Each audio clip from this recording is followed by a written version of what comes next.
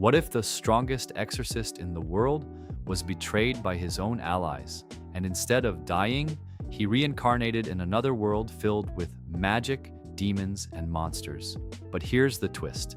In this new world, his exorcist powers are actually stronger than magic itself, meaning the boy everyone thinks is weak might secretly be the most dangerous person alive. Today, we're breaking down the full story of the reincarnation of the strongest exorcist in another world, the anime where strategy beats raw power and where the real monster might actually be the hero. Let's dive in.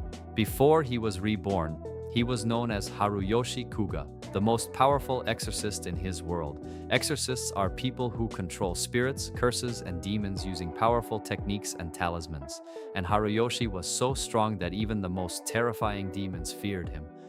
But there was one problem. Everyone else feared him too. His allies, the people he fought beside, started to believe he was too powerful to exist, so they betrayed him. They attacked him, surrounded him, and tried to kill him. And as Haruyoshi lay dying, he realized something important. Strength alone doesn't bring happiness. Being the strongest only made people fear him. So with his final breath, he performs a forbidden reincarnation spell. His goal? To be reborn into a peaceful life. Unfortunately, that's not exactly what happens. Haruyoshi is reborn as a boy named Saikyou Onmyouji. But this new world is very different. Instead of exorcism, people use magic. Magic is ranked and measured, and your status in society depends on how powerful your magic is. But there's a problem. Saikyou has almost no magical power. His family thinks he's a failure. His father, a powerful noble mage, even considers him a disappointment.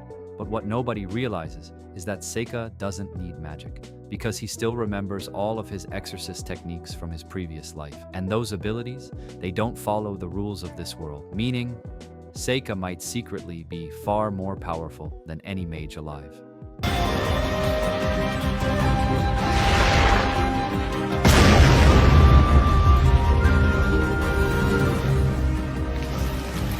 Saikyou quickly realizes something interesting. The magic in this world is powerful, but incredibly simple compared to his exorcist techniques. So instead of using magic, he summons Shikigami. Shikigami are spiritual familiars that obey their master. These spirits can scout, fight, and even spy, and because no one in this world understands them, Saikyou can operate completely in secret. While everyone believes he's weak, he's quietly becoming unstoppable. This strategy becomes the foundation of his entire life. Never reveal your true power. Always stay in the shadows, because the moment people fear you, they'll try to destroy you. One day, Saikyou encounters a slave girl named Yifa. Yifa has immense magical talent, but because she's a slave, her potential is being wasted. Most nobles would ignore her, but Saikyou sees something different. He sees opportunity, so he buys her freedom, but not out of kindness, out of strategy. Saikyou understands that powerful allies are essential, and Yifa quickly becomes one of his most loyal companions. Under his guidance, her magical abilities grow rapidly. But what makes their relationship interesting is this. Yifa sees Saikyou as a hero, but Saikyou sees everything through the lens of calculation. To him, people are often pieces on a chessboard, and that mindset will eventually create serious problems. As Saikyou grows older, strange events begin happening across the kingdom. Monsters are behaving differently, powerful demons are appearing, and rumors begin spreading about the Demon Lord's revival. In many fantasy stories, the Demon Lord is the ultimate evil, but this anime introduces a fascinating twist. The Demon Lord might not be who people think it is, and Saikyou himself might actually be connected to it. As Saikyou investigates these incidents, he realizes something terrifying. Someone is manipulating events behind the scenes, someone powerful, someone dangerous, and whoever it is, they might already know about Saikyou. Eventually, Saikyou enrolls in the Royal Academy. This is where the most talented magic users in the kingdom train. For most students, the academy is about learning magic, but for Saikyou, it's about gathering information. Here he meets several important characters, including the cheerful noble girl Amu. Amu is energetic, friendly, and incredibly talented. But unlike Saikyou, she fights with pure instinct and emotion. This contrast creates one of the most interesting dynamics in the series.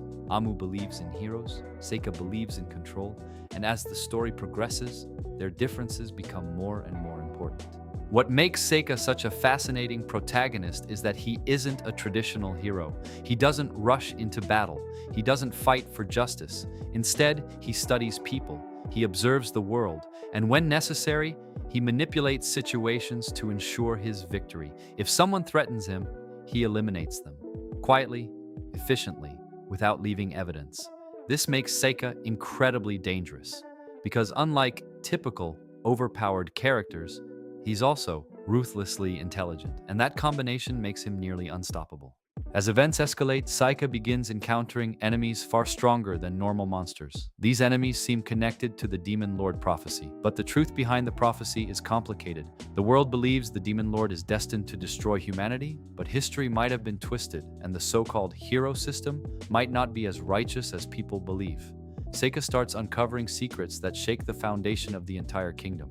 Secrets about the Demon Lord, secrets about reincarnation, and secrets about his own existence. Throughout the series, one question keeps appearing. Is Seika actually a good person? On the surface, he helps people, he protects his friends, he stops dangerous enemies, but his motivations are rarely noble. Everything he does is driven by survival. He refuses to be betrayed again, like in his past life. So he constantly calculates every situation, and if someone becomes a threat, he won't hesitate to remove them, even if it means crossing moral lines. This morally gray personality is what makes him such an interesting protagonist, because viewers are constantly asking themselves, are we watching a hero or the rise of the next Demon Lord?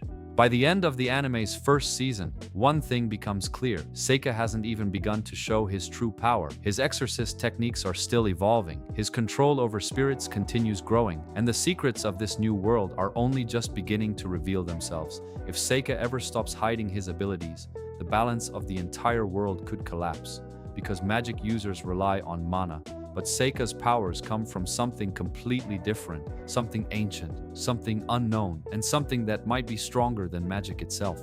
The reincarnation of the Strongest Exorcist in another world stands out from typical isekai anime for one big reason. The protagonist isn't a hero, he's a strategist.